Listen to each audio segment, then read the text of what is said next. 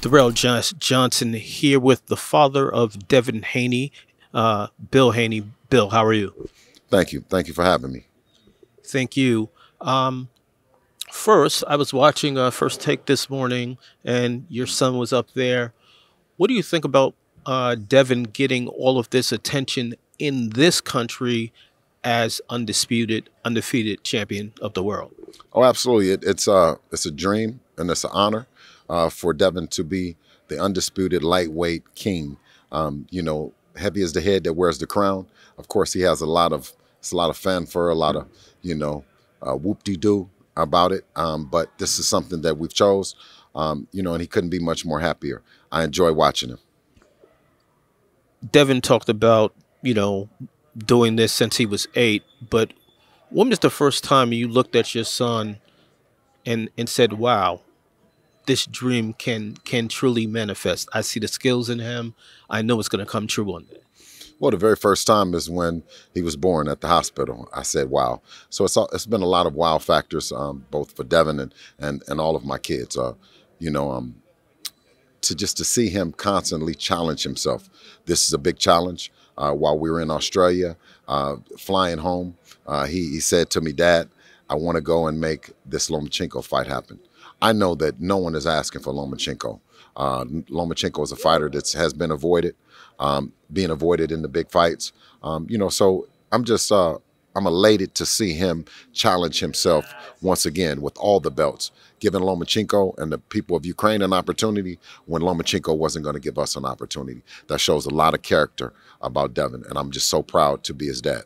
Absolutely. Let's talk a little bit about the business side. Devin Haney Promotions. Um, what's it like for Devin to take on that business challenge of co-promoting this fight with its own promotional company? Once again, I said heavy is the head that wears the crown.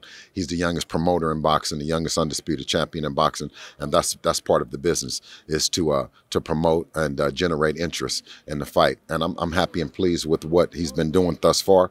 This is no fake jobs, or this is no fakeness. Devin is giving the people the real him, and I couldn't be more happy. We talked a little bit about this off camera yesterday, but he is a promotional free agent after this fight. Are you going to just seek the best deal available? Devin did talk about at the press conference today loving Top Rank because they do have the ESPN platform. They do get you on First Take with Stephen A. Smith. At the same time, if somebody comes with a big check, would you go to another promoter, or is the desire to stay with Top Rank? Top Rank has done a tremendous job. Both Jeremy Kriegel, John Hornhuer, great attorneys that I've worked with behind the scenes to make these fights happen. Lou DiBella did a tremendous job making it happen as well. He told me that if it can happen, it will, and he was a man of his word, and he made it happen. So, for all intent purposes, I've experienced some good guys in the business when making all these fights happen. Of course, we worked with Eddie for a few fights, had a great experience with him. So I don't have the horror stories in terms of the business stuff. Devin, once he signs something, he stands on what he signs, and he sees the contract through. That's something that's different, I think, than us, than other fighters who constantly scream bloody murder after they've signed these agreements. Only Allah knows what's best, what's next, so to speak. But our chief and our main thing is to dominate Mr. Lomachenko and then talk about the Brink's truck. So the plan is you obviously dominated Kambosos in both of those fights in Australia. You want and believe Devin Haney is capable and will dominate Lomachenko in the same way that he dominated Kambosos. Absolutely. You dominate Lomachenko and you wait for the Brink's truck to pull up. And it certainly will pull up if and when that happens. I spoke to Combat Sports. Bilal Muhammad talked about being his strongest during and after Ramadan. Talk about, Devin and you and family going through that. Oh, absolutely. Ramadan has made us stronger as a family, me stronger as a man. to fast and to observe Ramadan, which is a month of forgiveness. It's tremendous. It always, I notice going into Ramadan, I'm almost on fumes, needing the month of Ramadan to give me a restart and a recalibrate, my moral compass. And right now, me and my team, family and alike, Devin and the team, we're operating on all cylinders right now. It couldn't be a better time. What makes Devin has wanted Lomachenko for 4 years now? What difference does it make in this fight happening on Saturday as opposed to 4 years ago? Well, it's just that the 4 years the people didn't get a chance to see it. You know what I mean? But in all seriousness, we talked about not getting the fight 4 years and it being to our advantage that every year, every month, every week, every day, we were going to get better. As Devin as a fighter and us as a team. I think over the last 4 years, we've proved that with the opponents that we've had. Even Aegis has pointed out that.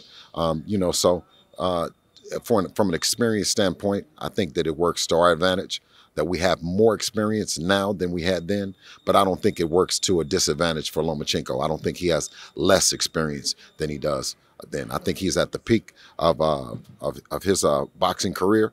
He had a mishap with Teofimo Lopez that he said that it was a shoulder injury. So for all intent and purpose, a healthy Lomachenko is a dangerous Lomachenko, which gives Devin an opportunity just to show how great he is. How have you seen Devin grow outside of the ring? I'd see him growing every day just as a man, to just see him to embrace all of his success and still be humble. It's just always fulfilling and gratifying to me to see him, just mature as a man, but still remain humble.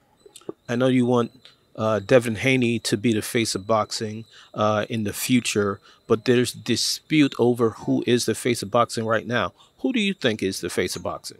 I mean, if I had it my way, that Devin would be the face of peace, the face of Islam, versus being just the face of boxing. But I know that that's part of his career, and to be the face of hard work and drive and determination would mean the most to Devin, to be the face of boxing. I don't look at it to say that to pick one or the other, one guy or the other, because I'm so deeply entrenched in the Devin Haney business.